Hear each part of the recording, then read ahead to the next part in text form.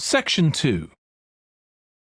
You will hear a manager in a company talking to employees about volunteering for charity work. First, you have some time to look at questions 11 to 16.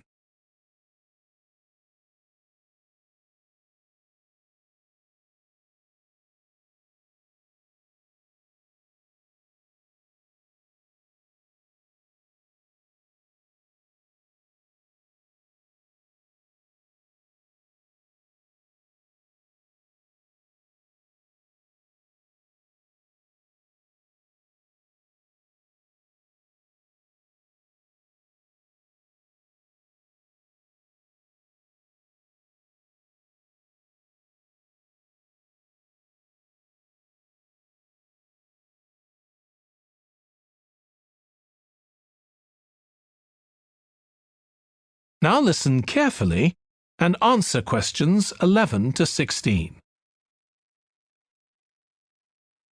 Thanks for coming, everyone. Okay, so this meeting is for new staff and staff who haven't been involved with our volunteering projects yet. So basically, the idea is that we allow staff to give up some of their work time to help on various charity projects to benefit the local community. We've been doing this for the last 5 years, and it's been very successful. Participating doesn't necessarily involve a huge time commitment. The company will pay for 8 hours of your time. That can be used over 1 or 2 days all at once, or spread over several months throughout the year. There are some staff who enjoy volunteering so much, they also give up their own free time for a couple of hours every week. It's completely up to you. Obviously, many people will have family commitments and aren't as available as other members of staff. Feedback from staff has been overwhelmingly positive. Because they felt they were doing something really useful, nearly everyone agreed that volunteering made them feel more motivated at work. They also liked building relationships with the people in the local community and felt valued by them. 1 or 2 people also said it was a good thing to have on their CVs.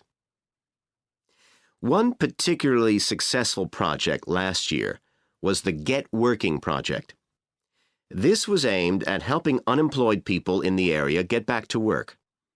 Our staff were able to help them improve their telephone skills, such as writing down messages and speaking with confidence to potential customers, which they had found quite difficult. This is something many employers look for in job applicants, and something we all do without even thinking about every day at work. We've got an exciting new project starting this year. Up until now, we've mainly focused on projects to do with education and training, and we'll continue with our reading project in schools and our work with local charities. But we've also agreed to help out on a conservation project in Redfern Park. So if any of you fancy being outside and getting your hands dirty, this is the project for you. I also wanted to mention the annual Digital Inclusion Day, which is coming up next month. The aim of this is to help older people keep up with technology. And this year, instead of hosting the event in our own training facility, we're using the ICT suite at Hill College, as it can hold far more people.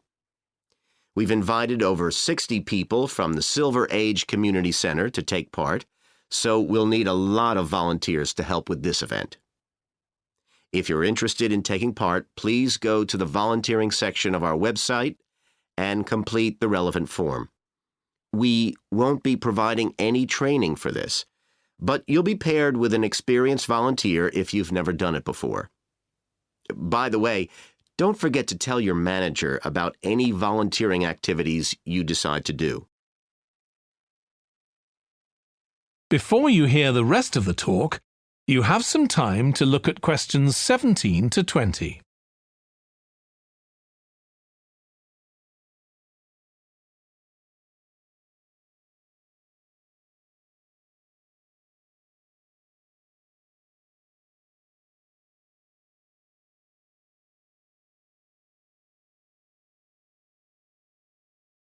Now listen and answer questions 17 to 20.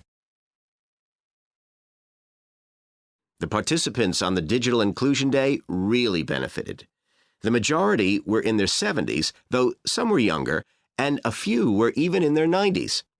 Quite a few owned both a computer and a mobile phone, but these tended to be outdated models. They generally knew how to do simple things like send texts, but weren't aware of recent developments in mobile phone technology. A few were keen to learn, but most were quite dismissive at first. They couldn't see the point of updating their skills. But that soon changed. The feedback was very positive. The really encouraging thing was that participants all said they felt much more confident about using social media to keep in touch with their grandchildren, who prefer this form of communication to phoning or sending emails. A lot of them also said playing online games would help them make new friends and keep their brains active. They weren't that impressed with being able to order their groceries online, as they liked going out to the shops, but some said it would come in handy if they were ill or the weather was really bad. One thing they asked about was using tablets for things like reading newspapers. Some people had been given tablets as presents, but had never used them. So that's something we'll make sure we include this time.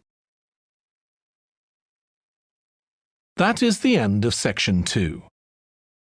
You now have half a minute to check your answers.